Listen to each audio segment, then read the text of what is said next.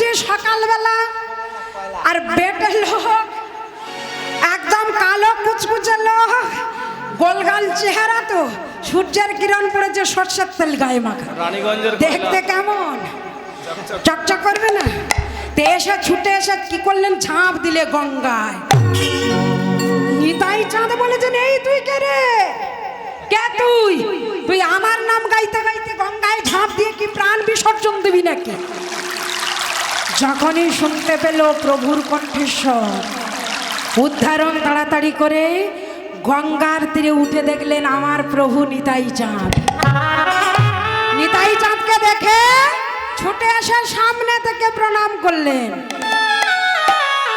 আচ্ছা মায়েরা, একটা কথা মনে রাখবেন, বৈষ্ণবদের প্রণাম করতে হয় সামনে থেকে সোজাসুজি ভাবে, আর দেবদেবীর প্রণাম করতে হয় ডান দিক রেখে, আর আমার রাধা গোবিন্দের প্রণাম হবে বাম দিকে রেখে।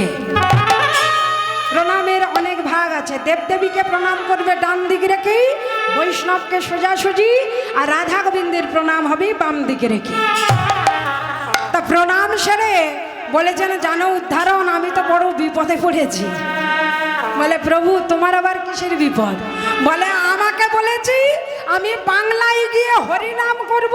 বলে ভালো তো, চলো না দুই গুরু শিষ্য মিলে হরিনাম করব, তার আবার চিন্তা কিসের?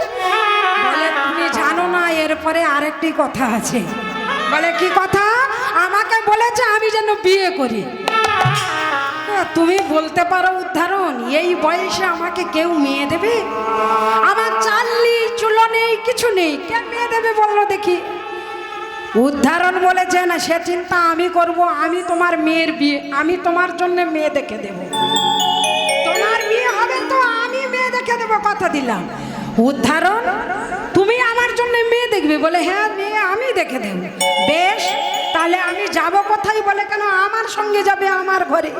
ওই আদিসপ্তগ্রাম রঘুনাথ দাসের শ্রীপাঠ বাড়ি, আর ওই আদিসপ্তগ্রাম মানে হুগলি জেলায়, আদিসপ্তগ্রামে হুগলি জেলায় ওই শ্রীপাঠ বাড়ি রঘুনাথের, তার পাশেই আমাদের উদ্ধারণ দত্তের শ্রীপাঠ বাড়ি। তো চলো আমার সঙ্গে চলো। নিতাই চাঁদকে সঙ্গে করে নিয়ে ঘরে গেলেন, আর ঘরে গিয়ে নিতাই চাঁদের চরণ সেবা করছেন। গুরু তো গুরুর চরণ সেবা করছেন।